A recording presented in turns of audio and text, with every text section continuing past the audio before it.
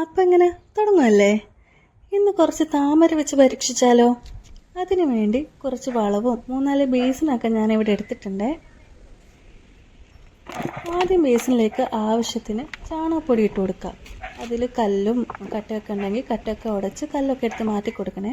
നമ്മൾ കടയിൽ നിന്ന് വാങ്ങിയതല്ലാത്തതുകൊണ്ട് കല്ലൊക്കെ ഉണ്ടായിരുന്നു, അതൊക്കെ മാറ്റി നമ്മളിവിടെ 4 ബേസിനിലും നിറച്ച് വെച്ചിട്ടുണ്ട്.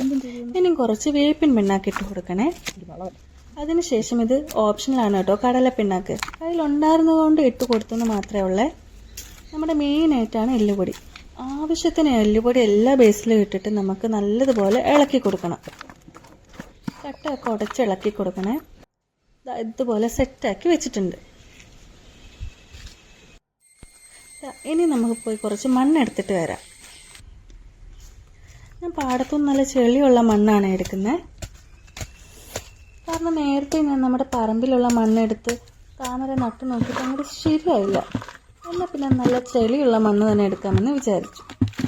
ആ മണ്ണെല്ലാം എടുത്ത് നമുക്കിനി ഇട്ട് കൊടുക്കാവേ. ഇത് തീരെ കല്ലൊന്നും ഇല്ലാതെ വേണം ഇട്ട് കൊടുക്കാൻ വേണ്ടിയിട്ട്. കല്ലൊക്കെ ഉള്ള മണ്ണാണെന്നുണ്ടെങ്കിൽ എല്ലാം മാറ്റി ഉടച്ചൊക്കെ കൊടുക്കണേ, എന്നാലേ ട്യൂബർ നല്ല പോലെ വളർത്തുള്ളൂ.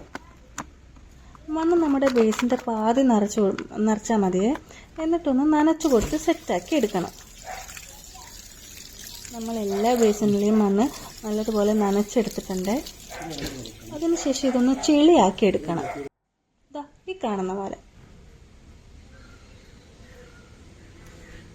എൻ്റെ കയ്യിലൊരു 4-5 വെറൈറ്റി ഓഫ് ട്യൂബർ ഉണ്ട്. അത് 5 കളേഴ്സാണേ. ഇതൊക്കെ ഇനി നമുക്കൊന്ന് നട്ടു കൊടുക്കാം. ട്യൂബർ വെക്കുമ്പോൾ നമ്മൾ ശ്രദ്ധിക്കേണ്ടത് ആദ്യം ബേസിൻ്റെ സൈഡിൽ വേണം വെക്കാൻ വേണ്ടിയിട്ട്. ഇലയൊക്കെ പൊക്കി വെച്ചിട്ട് വേണം നമ്മൾ മണ്ണിട്ട് കൊടുക്കാൻ വേണ്ടിയിട്ട്, അതിൻ്റെ മണ്ടയ്ക്ക്, അതായത് ചെളി ഇട്ട് കൊടുക്കാൻ വേണ്ടിയിട്ട്.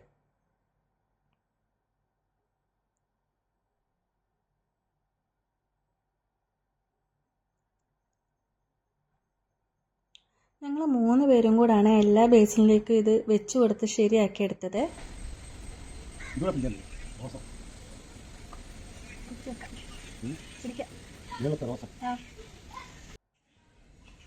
എല്ലാം സെറ്റാക്കി എടുത്തിട്ടുണ്ട്. ഇനി ഇതിലേക്ക് നമുക്ക് വെള്ളം നിറയ്ക്കാം. ഒരു ദിവസം എടുക്കുക ഇതൊന്ന് സെറ്റായി വരാൻ വേണ്ടിയിട്ട്. 2 ദിവസം കഴിഞ്ഞപ്പോഴത്തേക്കും ഇലയൊക്കെ വന്ന് നല്ല അടിപൊളിയായിട്ടുണ്ട്. ഇനി നമുക്കിതിൻ്റെ ബാക്കി അപ്ഡേറ്റ് പിന്നെ കാണാം. Thank you for watching.